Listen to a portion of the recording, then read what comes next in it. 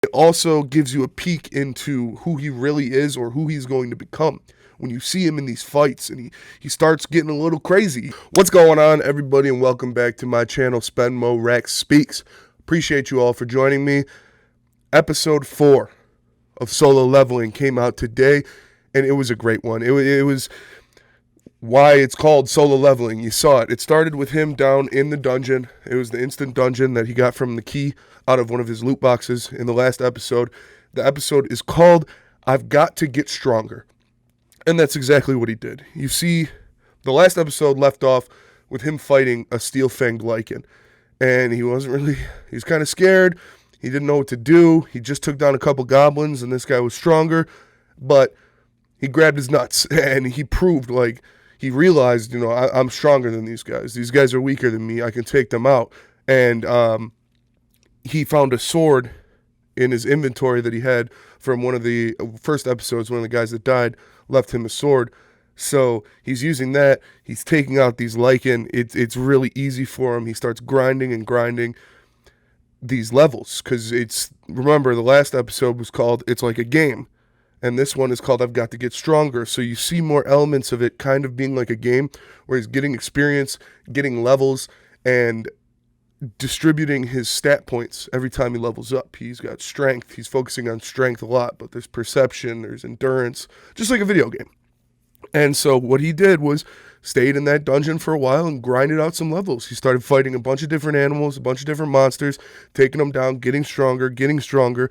And like a game, there is a tiering to these monsters. And once you get stronger, the names of them change colors. If it's a weaker monster, the name will just be white. If it's on the same level as you, it's an orange. And if it's stronger than you, or it'll be a tough fight, it's in red. And as he progressed and leveled, he saw the name started turning white, which means that he was getting stronger and stronger.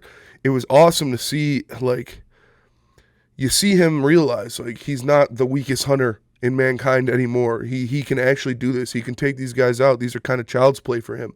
You see that, you see that monarch starting to come out. You see the shadow monarch starting to bubble up in there a little bit. It's awesome to watch when he's getting in these fights. He's smiling. He realizes he's stronger. He's fighting these guys that they're no problem for him.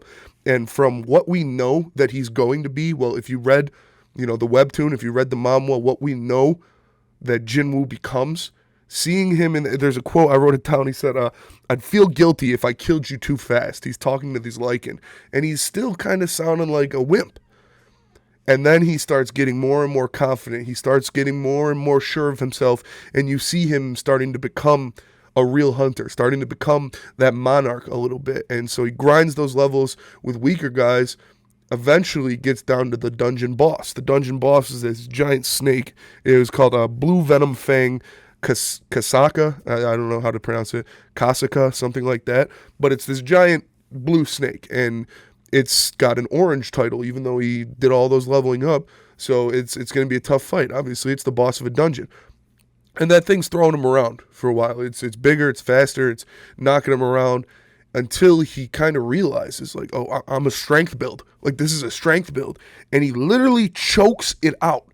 He breaks through its armor plating with his bare hands and chokes this snake out because he invested so much of his points into strength that his body is, said it earlier in the episode, my body's so light, that's how he's jumping around and moving so fast, and his hands are so strong because he put all of these stat points into strength that he chokes this snake out. It was such a cool way to see him get that dub and beat the boss of that first dungeon. And then you see, after he wins, he's laughing, he's getting a little bit more monarchy. Every time he gets into one of these situations, you see a little bit of that monarch come out, and there's part of it while he's fighting the boss, he realizes, he has another kind of epiphany moment where he's like, okay, I got to do this. I'm stronger than you. I got to do this. I got to win. And he gets encased in this blue aura. It's like a light up blue aura. I don't know. I know in the books, it's purple is his aura and the different things that he does, which I don't want to spoil too much for those who don't watch or who didn't read, but it's purple. When he uses his magic, when he does different things, it's purple. I don't know if they're going to do it blue in the show or not, but you see him, you see the eyes light up too. The eyes light up, and that is the one of the biggest parts of the story is his eyes lighting up. There are a lot of shots in the manhwa of his face with his eyes lit up like the magic, the aura around him. So he's starting to figure some things out, starting to figure out how to use his abilities, and he gets one of his legendary daggers. I think it's the first manhwa book is him on the front holding that dagger that he gets from beating that snake. And so you really see him become a hunter here. He gets confidence in himself. He clears a dungeon by himself. He grinds a bunch of levels, and he takes out the dungeon boss. When he comes out of the dungeon after beating the boss and closing the dungeon, there was a dungeon break in the main world, and that's where you see a lot of lower level hunters trying to fight off this boss, trying to defeat this boss. And old girl, Joo-hee, is one of them. She's the healer in the beginning. Joo-hee is probably the strongest out of all of the hunters that are trying to fight this boss from the dungeon break, but she's still shaken up from their original dungeon when they got trapped in the statues. She's still kind of traumatized from that. And the other hunters are kind of getting pushed back. They're getting pushed back. They're not making any progress on this boss. So our guy Jinwoo says, all right, I'll even the odds.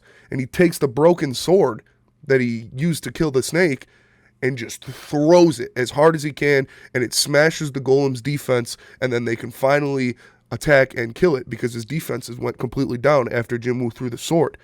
And then the hunters that were, well, one hunter at least, the tank, one of the higher ranked hunters that was there, realizes that wasn't us. Somebody just did that. We weren't doing shit to this guy. And then his defenses just fall, and he sees the broken sword, and he's like, damn, like somebody just took out this boss with a broken sword. He must be a badass. He must be a savage. And of course he was a badass, and he is a savage. It's our guy Jinwoo, and the last scene is him flexing, arm shredded from all the workouts, all of the strength points. And this is where you see that he's progressing much further than anybody else. He's got these things set up for him to make him stronger, to get stronger, and he has been achieving that.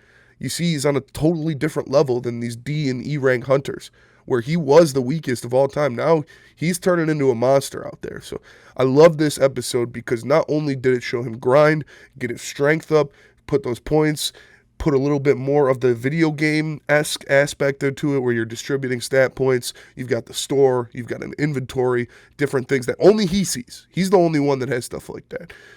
But it also gives you a peek into who he really is or who he's going to become.